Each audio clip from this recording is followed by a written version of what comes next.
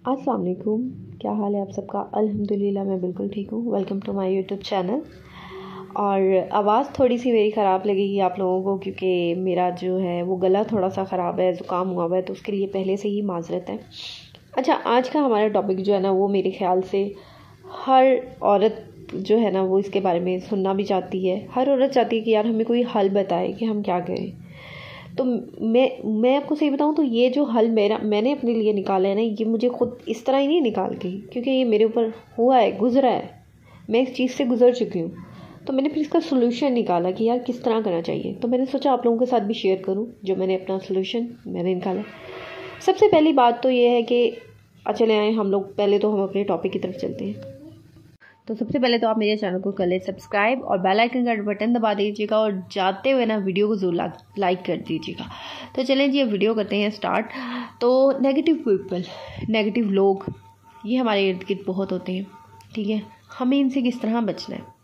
पहली बात आपने अपने जहन में लाजमी ये रखनी है कि जो नेगेटिव लोग होते हैं ना, इनसे आपने कोशिश करनी है कि दूरी इख्तियार करनी है, डिस्टेंस रखना है, और कोशिश करें इनको आहिस्ता आहिस्ता अपनी लाइफ से रिमूव कर दें।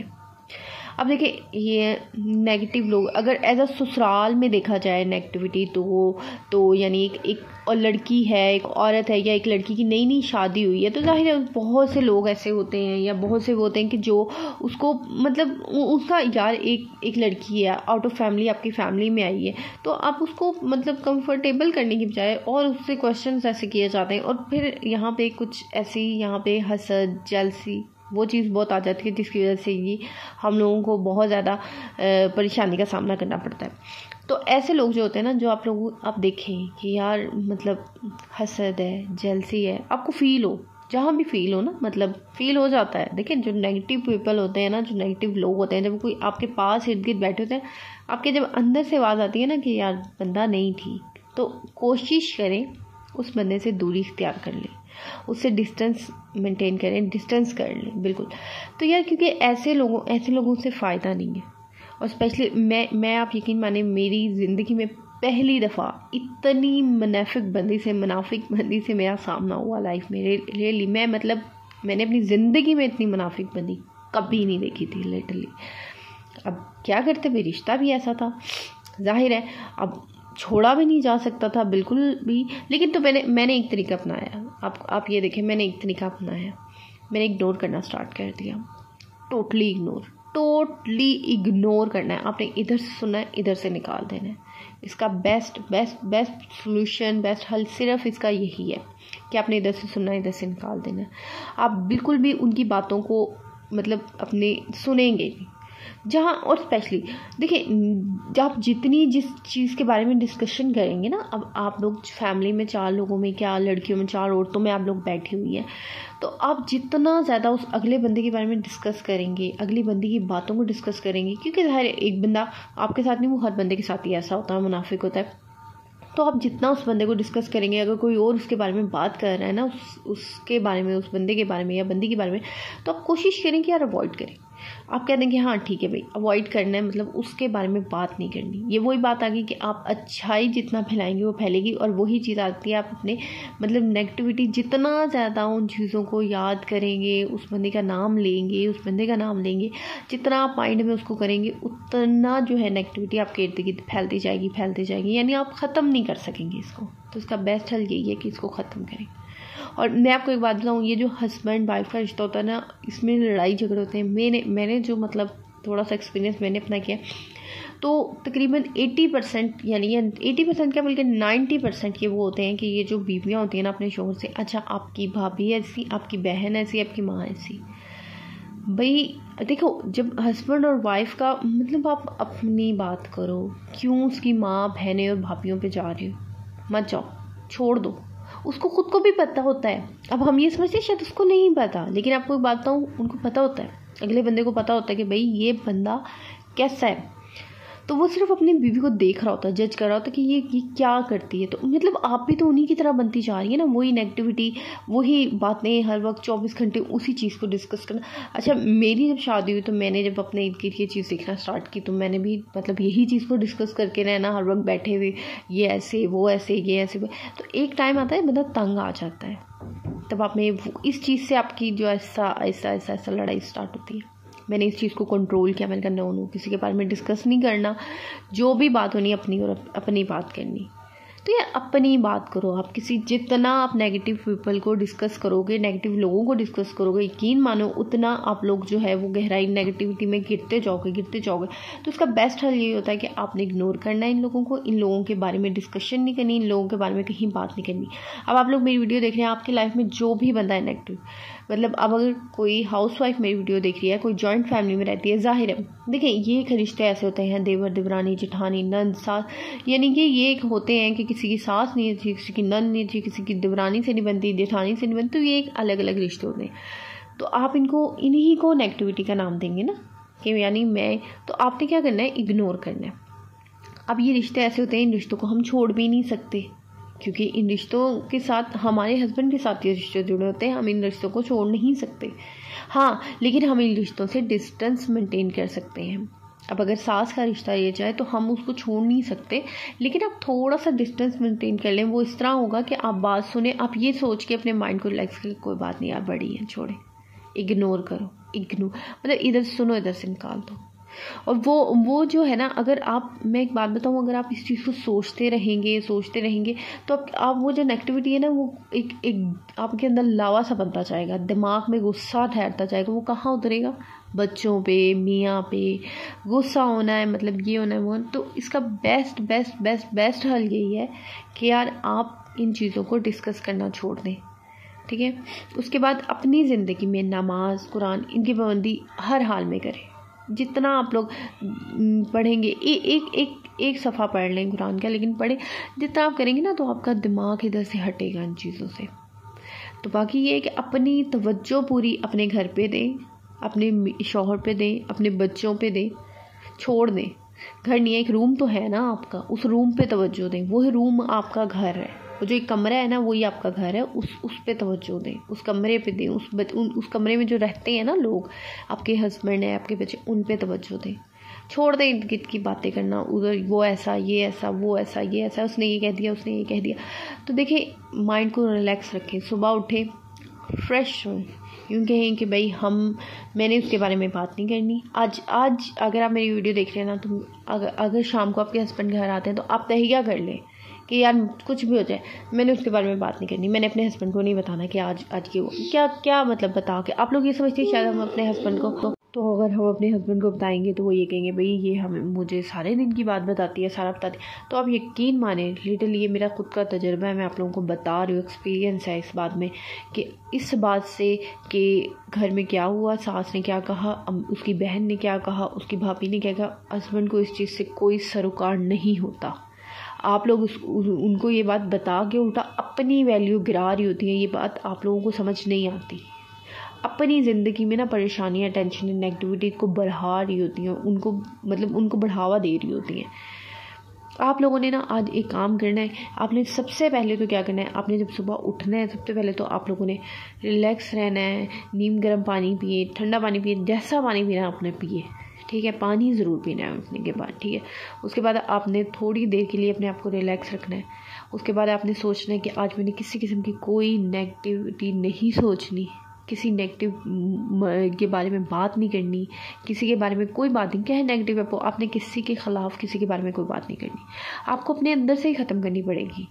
आप अपने अंदर से ही चीज़ ख़त्म कर देंगे ना, यकीन माने आप वो नेगेटिव लोगों से खुद ब खुद दूर हो जाएंगी। जो बंदा सोच नेगेटिविटी ख़त्म कर देता है ना, वो नेगेटिव लोगों से खुद ब खुद दूर हो जाता है। ये बात याद रखें।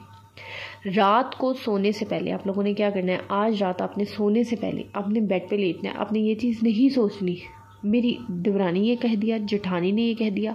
अगर आप कहीं स्कूल में हैं, कॉलेज में, यूनिवर्सिटी में, अच्छा उसने ये कहा, उसने वो कहा, उसने ऐसे कर दिया, ये चीज़ आपने नहीं सोचनी।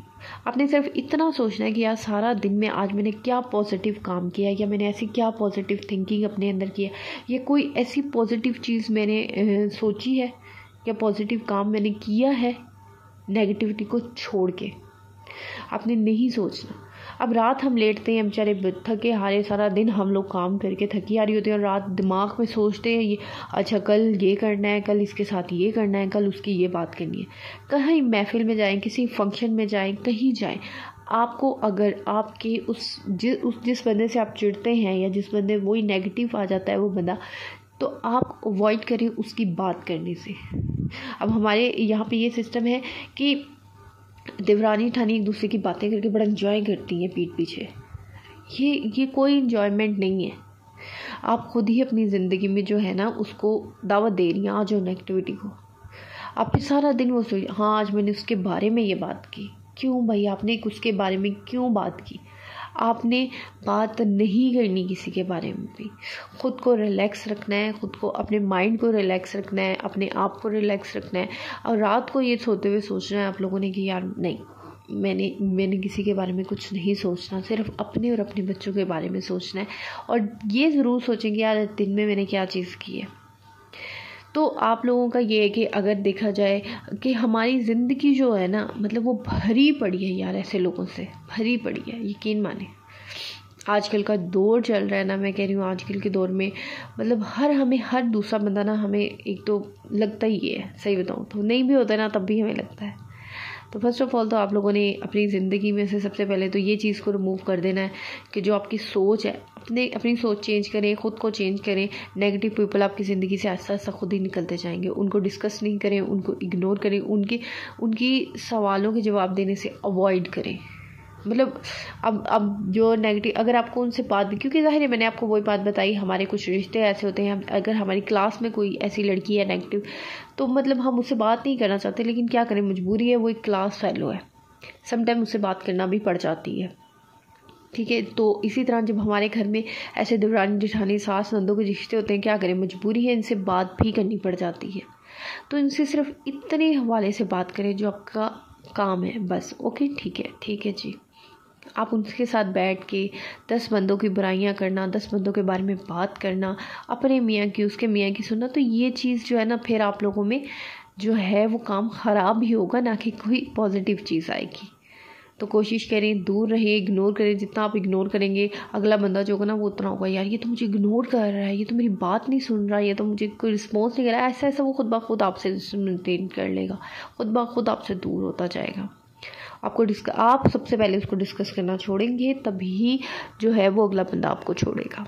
ठीक है, तो ये है कि आज के दिन आप लोगों ने देखा है सारा दिन मेरा ऐसे गुजरा। और अब यहाँ पे मैं करने लगी हुई थी क्लिनजिंग। सुबह उठती हूँ, बच्चों के साथ नाश्ता, उसके बाद आज मैंने सोचा कि ज़रा थोड़ी सी किचन की थोड़ी डीप सी वो हो जाए सफाई। तो बस मैंने आज ज़रा मसाले के डब्बे शब्बे उतारे और उनको धोया। फिर कुछ मसाले के मेरे ऐसे डब्बे हुए पड़े हुए थे इधर उधर, जैसे बिरयानी का डब्बा हो जाता है, कौरमे का डब्बा, इनको समझ नहीं आती, ये खुल तो जाते हैं, आधे यूज़ हो जाते हैं। मैं पूरा डब्बा नहीं यूज़ करती, मैं थोड़ा थोड़ा यूज़ करती हूँ। बच्चों के लिए बनाना होता है तो बहुत स्पाइसी हो जाता है फिर अगर मैं पूरा करूँ। तो इस तरह फिर सारा दिन जो है मेरा मसरूफ़ गुजरता है। और बस आज वो थोड़ा सा साफ़ किया है किचन को मैंने मैंने कहा चले आज इसकी ज़रा अच्छी से सफाई कर लें। सफाई करने के बाद वाकई में किचन बड़ा निखर के सामने आ रहा है। आप देखेंगे एंड में इतना खूबसूरत लगता है ना, मतलब सफाई करने के बाद। मैंने ये चीज़ देखी है, छोटे बड़े किचन से कोई फ़र्क नहीं पड़ता, उसको आप नीट रखें, क्लीन रखें, उसकी सफाई मेंटेन रखें, यकीन माने वो खुद ब खुद निखर के सामने आता है। पहले मुझे भी बड़े प्रॉब्लम होती थी अपने किचन से, हाय इतना छोटा है, ओपन है, क्या है, मैं क्या करूँ, कहाँ रखूँ चीज़ें। लेकिन अब यकीन जाने जब से मैंने उसको खूबसूरत खुद ब खुद मुझे वो अच्छा लगने लगा, जब से मैंने उसको नीट क्लीन मेंटेन रखने लगी। क्योंकि पहले मेरी प्रेगनेंसी थी अजहान की तो मैं इतना नहीं करती थी।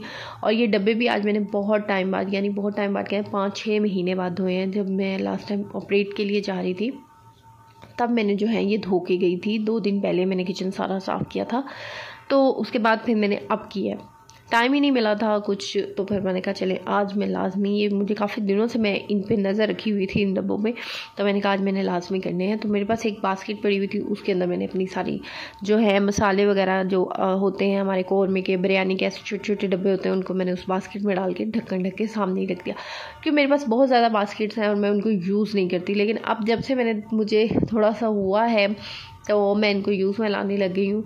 और आप लोगों से इंशाल्लाह किसी दिन ये भी वीडियो शेयर करूँगी कि मैंने मेरी जो जितनी बास्केट है उनको मैंने किस तरह ऑर्गेनाइज़ किया, मैं किस तरह किस चीज़ के लिए मैं यूज़ करती हूँ सारी बास्केट। तो यहाँ फिर मैंने कि उसके बाद मैंने घर की सफाई की। घर की सफाई करने के बाद यहाँ पे ये डब्बे खुश्क हो चुके थे, तो मैंने कहा चलें इन डब्बों में अब जो है इनका सामान जो है वो वापस रखा जाए, इनके अंदर वो इनको वापस किया जाए। अच्छा, ये धुलने के बाद इतना नीट क्लीन लग रहे थे ना, और दीवार पे लगे इतना खूबसूरत लग रहे थे। मैंने कहा वाह यार कितने प्यारे लग रहे हैं। अच्छा, मुझे किसी ने पिछले दिनों एक कमेंट किया था कि आप ये स्टैंड जो रैक है ना मसालों वाला वो नीचे रख दें। तो मेरे ख्याल से मुझे ये दीवार पे लगा ज़्यादा अच्छा लग रहा है बनिस्बतन कि नीचे रखा हुआ। एक तो जगह कम है, नीचे अगर मैं इसको रख दूँगी तो ज़ाहिर है फिर और मज़ीद जगह कम हो जाएगी। तो इसलिए मैंने सोचा चले इसको दीवार पे ही लगा हुआ ना मुझे ये ज़्यादा अच्छा लग रहा है। और इसके ऊपर की जगह मैंने बिल्कुल खाली कर दी थी, फालतू जितनी भी चीज़ें ना फेंक फूंक दी थी। और अब मैं सोची थी इसके ऊपर कोई छोटा सा गमला वगैरह ला के रखूँ। तो आप लोग मुझे कमेंट में आइडिया देंगे मैं इस छोटे से किचन में मज़ीद और क्या कर सकती हूँ। एक तो ओपन है तो मेरा दिल करता है इसके अंदर बहुत कुछ करूँ।